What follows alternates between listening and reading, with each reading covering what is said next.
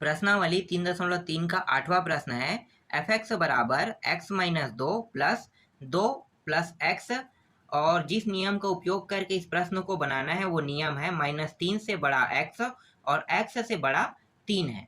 अब इस नियम को ना रिफाइन कर लेते हैं कि ये नियम कहना क्या चाहता है। तो समझते हैं, पहले नियम को देखो।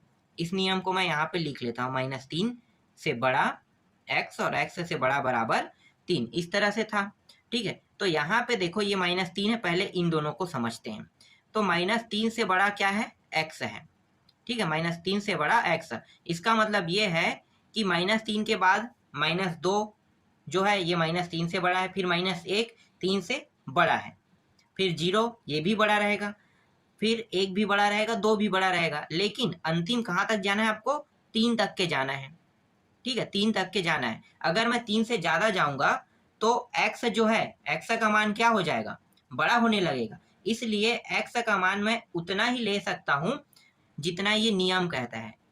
ये नियम क्या कह रहा है कि x का मान जो है इन दोनों के बीच रहेगा, -3 से +3 के बीच। अब -3 से +3 के बीच कितने संख्या आते हैं? तो आता है -2, -1, 0, 1, 2, इतने ही आते हैं। और यहाँ पे देखो दोनों में बराबर है, मतलब -3 को भी मैं यहाँ पे कैलकुलेट कर सकता हूँ और +3 को भी कैलकुलेट कर सकता हूँ। तो जो x का मान है उसको मैं सिर्फ इतने ही मान रख सकता हूँ, x का मान इससे अधिक और नहीं रख सकता। अब प्रश्न को हल करते हैं। तो देखो प्रश्न को जब मैं हल, एक मिनट पहले मैं आपको थोड़ा सा और समझा दूं। ठीक है, यहाँ पे जब भी मैं प्रश्न को हल करूंगा तो 3 नियम, ये जो नियम है ना, एक नियम है, ये पूरा एक नियम है, तो ये एक नियम को जब मैं तोड़ूंगा तो ये 3 नियम में बढ़ जाएगा। कैसे बटेगा? देखो, एक नियम मैं लगाने वाला हूं इन दोनों को मिला के, मतलब बनाने वाला हूं एक नियम। ठीक है, दूसरा नियम मैं इसे यहां से शुरू करके यहां तक के संख्याओं को लेकर दूसरा नियम, मतलब यहां से यहां तक के मान से दूसरा नियम बनेगा। और तीसरा नियम इन दोनों को उपयोग करके मैं बनाऊंगा। कैसे? अभी मैं आपको बताता हूं, पहले इसे छोटा कर लेते हैं। ठीक है, पहले हम यहां से मानों को निकाल लेते हैं। तो यहाँ पे देखो, इसको जब मैं लेकर हल करूंगा और इसे जीरो के साथ बराबर कंपेयर करूंगा तो x-2 बराबर 0, तो यहाँ से x का मान +2 में प्राप्त होगा। इसको 2 + x बराबर, इसको भी 0 के साथ करो तो 2 को इस पार ले जाएंगे तो ये -2 प्राप्त होगा। तो x का मान एक बार प्लस और x का मान एक बार माइनस प्राप्त हो रहा है।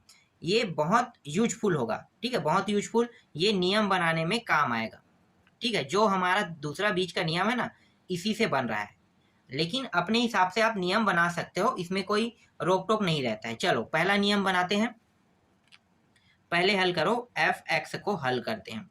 एफ एक्स को हल करूंगा तो मैं ये वाला नियम उपयोग करने वाला हूँ। ठीक है, इस वाले नियम को -3 से -2 को यूज करने वाला हूँ। तो माइनस माइनस में दोनों मान है, तो यहाँ पे ये यहाँ भी माइनस लगाएंगे, यहाँ भी माइनस का गुणा कर देंगे, दोनों में माइनस का गुणा करेंगे। तो यहाँ पे मैं माइनस का गुणा करता हूँ तो इसे मैं छोटा कोष्ठक बना लेता हूँ, x-2। देखो इसके साथ माइनस का गुणा हो गया, यहाँ पे प्लस था, यहाँ पे बड़ा कोष्ठक लिखो, और यहाँ भी क्या है अंदर में, इसके अंदर माइनस का गुणा करेंगे। अब 2 + x इस तरह से लिख लो। ये माइनस कहाँ से आया अब मुझे बताओ? मैंने यहाँ से माइनस इसके सामने के लिए लिया है और यहाँ से मैंने माइनस इसके सामने के लिए लिया है। समझ में आ गया? ये माइनस और कहीं से नहीं आया, यहाँ पे माइनस लगा है, यही माइनस यहाँ पे लगा है। बस हल बस करना है अब आपको। तो माइनस का जब मैं अंदर गुणा करूंगा तो x माइनस में हो जाएगा और ये माइनस माइनस प्लस हो जाएगा। यहाँ भी देखो ये प्लस माइनस माइनस हो गया, माइनस का अंदर गुणा करूंगा दोनों मान माइनस में प्राप्त होगा। ये 2 और 2 प्लस माइनस के कारण कट गया, तो यहाँ पे बचा कितना? माइनस माइनस माइनस 2x बचा। और नियम इसमें कौन सा उपयोग हुआ है? तो नियम मैंने बताया था ना कि -3 से बड़ा बराबर x होगा और x से बड़ा बराबर -2। इसी नियम का उपयोग करके मैंने बनाया था। ठीक है, फलन जब मैं बनाऊंगा तो उस समय इन्हीं दोनों को मैं रखूंगा। समझ में आ गया? दूसरा देखो, फिर एफ एक्स के लिए दूसरा नियम निकालते हैं। दूसरा सॉल्यूशन और दूसरा नियम रहेगा हमारा।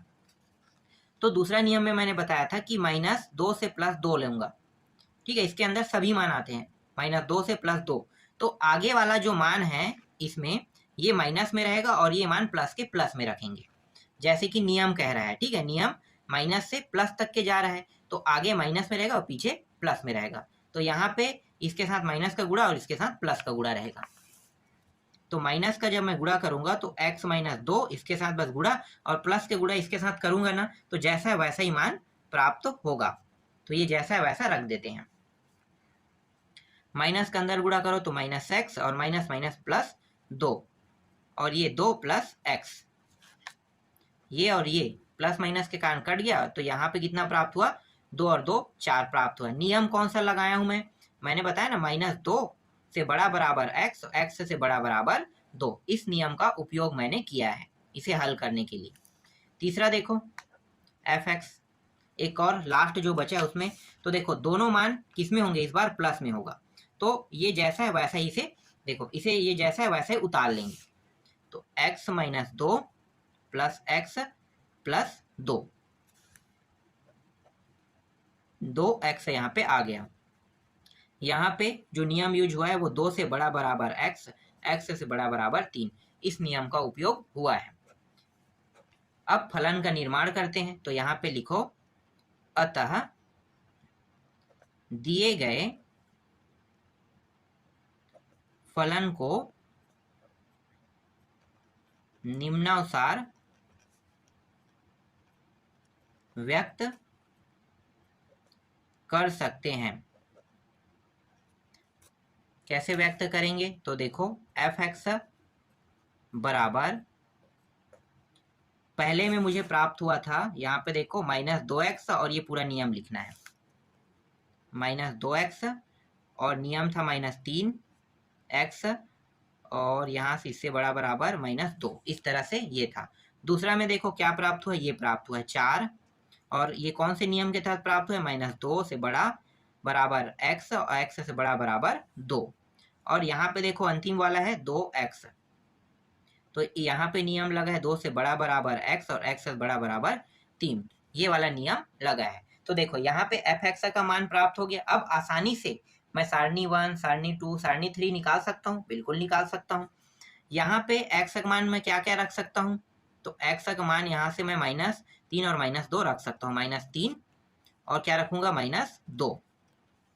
यहाँ से x का मान ये पूरा वही है, देखो यहाँ पे पहले से मैंने डिसाइड कर दिया है, मतलब बता दिया है कि x का मान पहले नियम में माइनस 3 माइनस 2, और दूसरे नियम में माइनस 2 से लेके प्लस 2 के बीच जो भी मान है इसको रख सकते हैं, और तीसरा में 2 से 3 बस रख सकते हैं। तो क्लियर हो गया है आपको, ठीक है। आगे यहाँ पे मुझे बताने की अब आवश्यकता नहीं है कि यहाँ पे मैं क्या क्या रखूंगा, ठीक है। डायरेक्ट यहाँ पे सारणी बनाते हैं।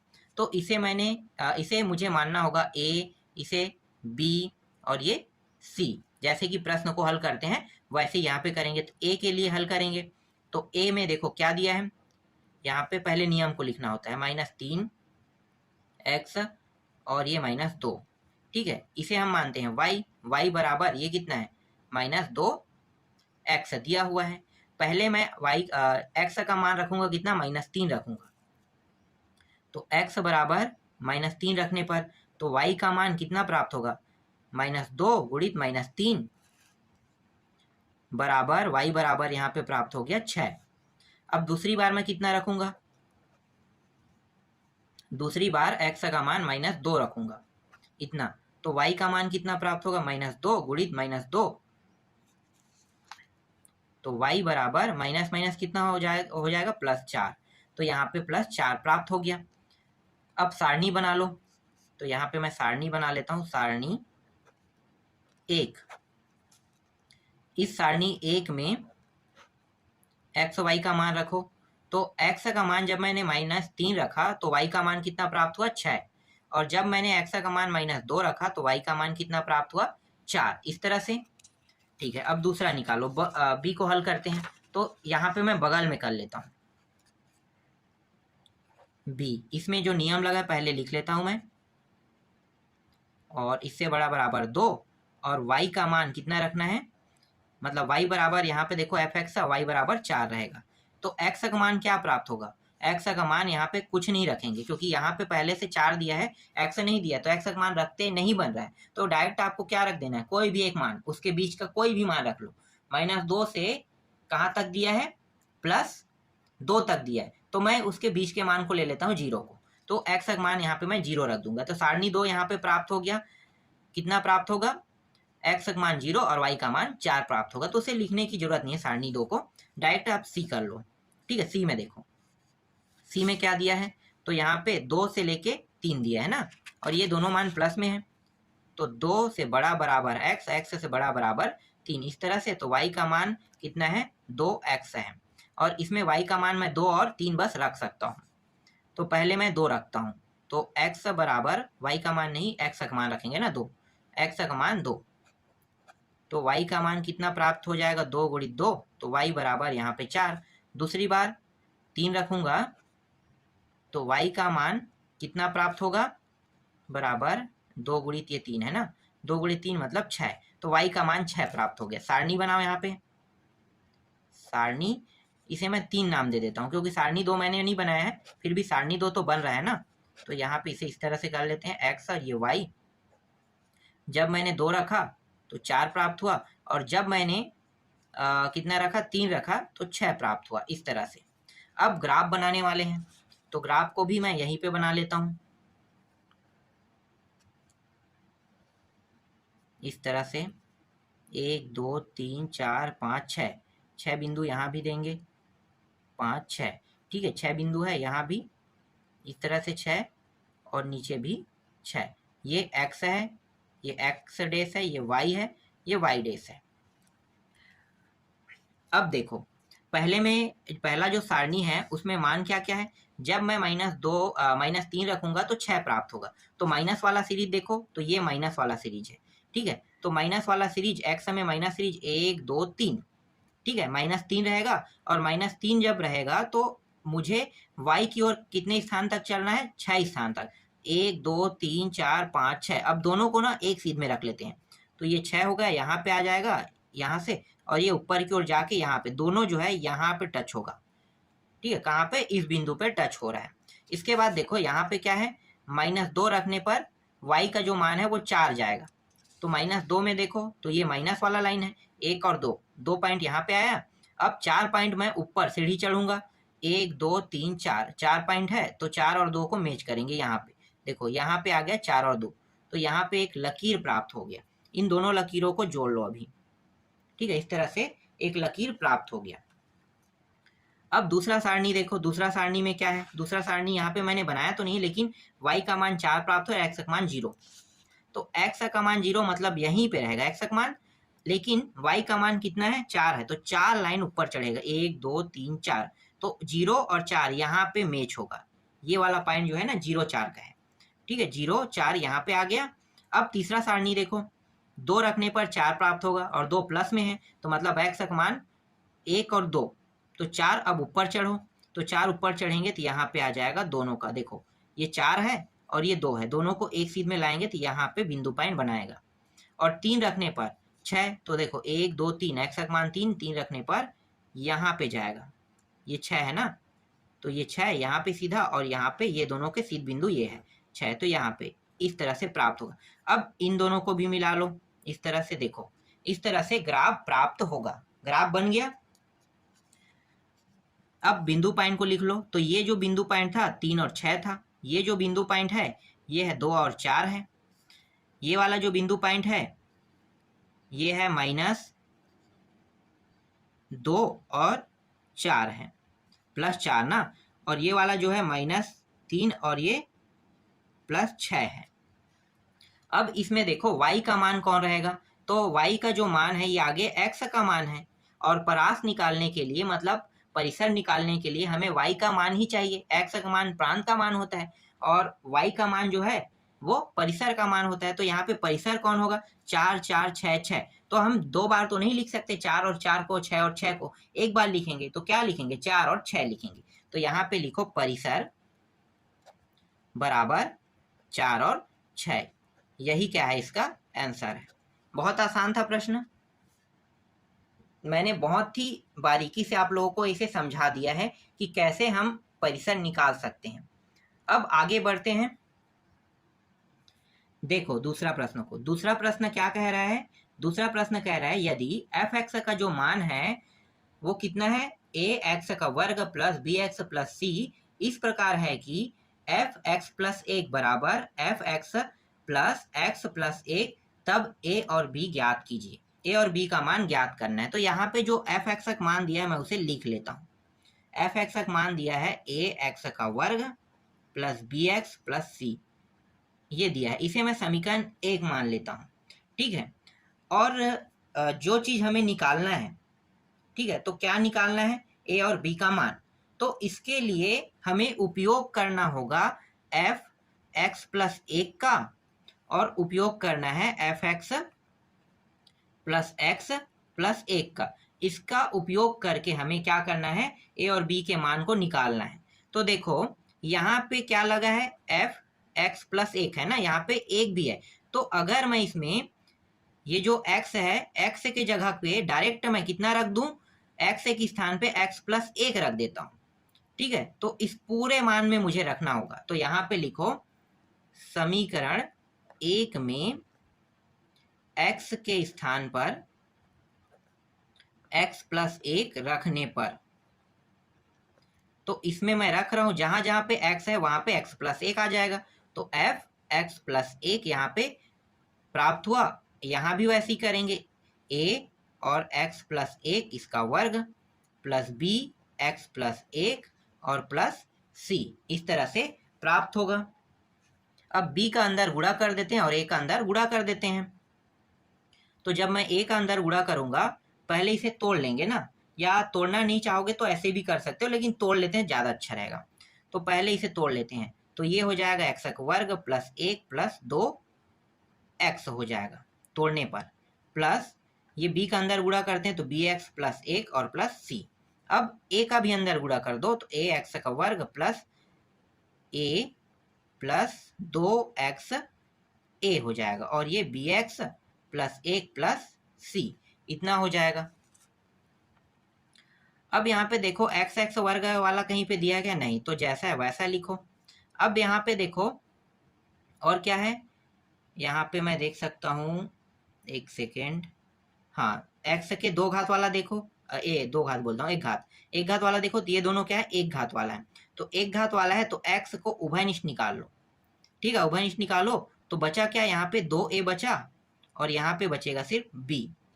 अब अचार वाला जो मान है उसको एक साथ लिख लेते हैं। तो a भी अचार में है, ठीक है, और यहाँ पे c क्या है? अचार में है। और कहीं पे कोई मान अचार में है क्या? हाँ, ये वाला मान है b। b का अंदर गुणा करेंगे यहाँ पे तो ये b हो जाएगा। ठीक है, तो b भी क्या है? अचर में। तो a plus b plus c, ये तीनों मान अचर वाला है। ठीक है, तो यहाँ तक आपको समझ में आ गया? ठीक है, यहाँ पे अभी आप स्टॉप कर दो। ठीक है, अब क्या करने वाले हैं? अभी ये जो एफ एक्स है ना, एफ एक्स, इसका मान देखो कितना है? इतना दिया हुआ है। तो ये जो मान है इसमें मैं रखूंगा एफ एक्स के मान को। तो यहाँ पे लिखो एफ एक्स और प्लस एक्स प्लस एक, इसमें मैं रख रहा हूँ एफ एक्स के मान को। यहाँ पे एफ एक्स दिया है उसके स्थान पे। तो एफ एक्स का मान ये पूरा है, ए एक्स का वर्ग प्लस बी एक्स प्लस सी, और यहाँ पे क्या दिया? पीछे में एक्स प्लस एक दिया है। ठीक है, यहाँ पे ए एक्स का वर्ग जैसा है वैसा रखो। एक्स एक्स वाला मान है तो एक्स को उभयनिष्ठ निकालो और यहाँ पे बी प्लस एक आ जाएगा। इसी तरह से ये दोनों यहाँ पे ये और ये दोनों क्या है? अचर है ना, तो अचर मान है तो अचर को एक साथ रख लेते हैं। तो c प्लस एक साथ आ गया, इस तरह से। और प्रश्न में देखो सबसे शुरू वाला पॉइंट में इन दोनों का क्या किया गया? बराबर रखा गया। तो बराबर अब रख देते हैं। तो यहाँ पे मैं रखूंगा एफ एक्स प्लस एक बराबर एफ एक्स प्लस एक, दोनों के मानों को बराबर रखेंगे। तो इसका मान कितना है? देखो एफ एक्स प्लस एक का मान ये प्राप्त हुआ है ना, तो यहाँ पे मैं रख दूंगा ए एक्स का वर्ग plus x 2a plus b और plus a plus b plus c, इतना रखूंगा। और इसके स्थान पे क्या रखूंगा? ये वाला पूरा मान, क्योंकि इसका जो आंसर है ये इतना प्राप्त हुआ है। तो रखेंगे ए एक्स का वर्ग प्लस एक्स बी प्लस एक, और यहाँ पे फिर प्लस है और सी प्लस एक, इतना रख देंगे। ठीक है, यहाँ तक आपको समझ में आ गया? चलो अब क्या करने वाले हैं? अब गुणांकों की तुलना करने वाले हैं। तो देखो अगर मैं x के वर्ग के गुणांक की तुलना करूंगा तो यहाँ पे ये दोनों मान कट जाएगा, क्योंकि और तो नहीं दिया है गुणांक में, ax का वर्ग और यहाँ भी है ax का वर्ग ही दिया है, तो दोनों क्या हो गया, कट गया मान लो, ठीक है, खत्म हो गया। यहाँ पे मैं x के वर्ग के गुणांकों की तुलना नहीं कर सकता, मैंने बता दिया क्यों नहीं कर सकता, ठीक है। अब बचा क्या है, x बचा है और x, तो इन दोनों के गुणांकों की तुलना कर लेते हैं। तो गुणांक जिसमें x रहेगा सिर्फ उन्हीं मानों को लेंगे, तो यहाँ पे लिखो x के गुणांकों की तुलना करने पर, तो इसमें कितना है, x दिया है और यहाँ पे 2a प्लस बी, और ये वाला बराबर के साइड में ये पूरा मान नहीं लिखना है, जिसमें x रहेगा सिर्फ उसी को लिखना है, तो इसमें भी x है और इसके साथ ये गुणा हुआ है b प्लस 1, और गुणांकों की तुलना करने का मतलब होता है कि ये दोनों मान कट जाएगा, ठीक है, ये दोनों मान कट गया तो गुणांकों की तुलना करेंगे तो सिर्फ बचेगा ये b प्लस 1, ठीक है, यही बस बचेगा। अब यहाँ भी है, यहाँ भी है, यहीं से काट देते हैं। अगर मैं इसे पक्षांतर करके इस साइड में ले जाऊंगा तो भी कटेगा क्योंकि माइनस हो जाएगा, और इसको अगर इस साइड ले आता हूँ तो भी वो माइनस होके इस साइड में कट जाएगा, तो मैं दोनों को ना यहीं से काट देता हूँ क्योंकि दोनों प्लस में और सेम मान है। तो बचा क्या, यहाँ पे 2a बचा और 1 बचा, तो a बराबर 1 और ये 2 गुणा के रूप में मतलब तिर्यक गुणा के रूप में नीचे आ जाएगा, तो a का मान कितना प्राप्त हो गया, 1/2 प्राप्त हो गया, ठीक है। अब क्या करने वाले हैं, अब देखो अचर पदों के गुणांकों की तुलना करने वाले हैं, यहां पे लिखो